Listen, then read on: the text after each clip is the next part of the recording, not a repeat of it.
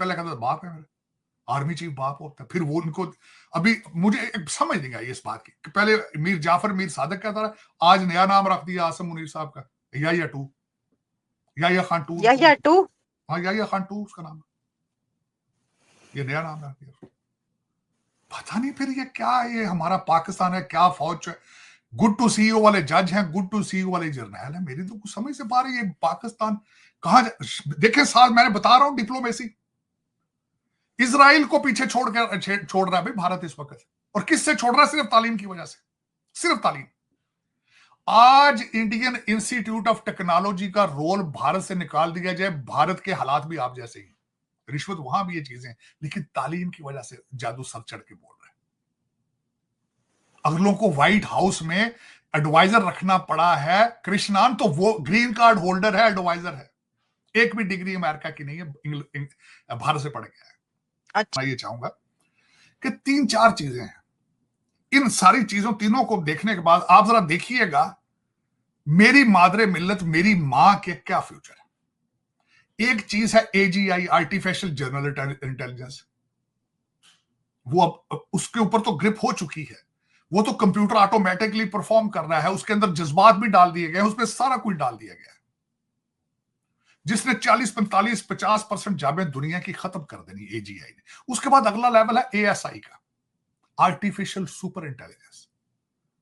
हाँ, वो दूसरा दौर आज आ रहा है यहाँ पे अमेरिका के अंदर, और उसके ऊपर अमेरिका की ख्वाहिश है कि ये टेक्नोलॉजी बिल्कुल यहां से बाहर ना निकले किसी दूसरे कंट्री के पास, और वही सुपर पावर रिमेन होगा, दुनिया में रहेगा जिसके पास एएसआई होगा।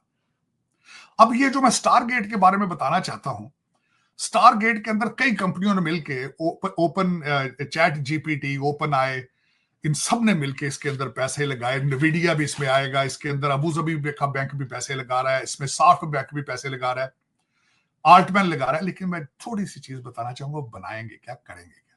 कैंसर की वैक्सीनेशन बनाएंगे, और एक छोटे सा मामूली टेस्ट के साथ, ब्लड टेस्ट के साथ, हर इंसान की, दुनिया में जो भी इंसान पैदा हुआ है 48 घंटे के अंदर उसकी कैंसर की वैक्सीनेशन बना के उसके हाथ में दे दी जाए।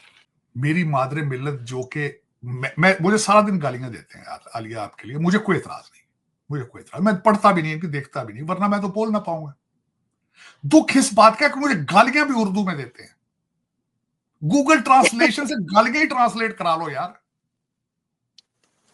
गालियां इंग्लिश में ट्रांसलेट करा के भेजो, को पढ़ तो सके। सर उर्दू या पंजाबी, उर्दू या पंजाबी की आती है मैं सुने भाई। इलामा इकबाल बेचारा 1930 में एक शेर कह के मर गया, कहता है मरते नादा पे कलामे नर्मो नाजिक बेअसर, बेअसर। वो कहता है ये भैंस के आगे बीन ना बजाओ, वो तो भैंस है, उसको एजीआई एएसआई से उसका क्या मतलब?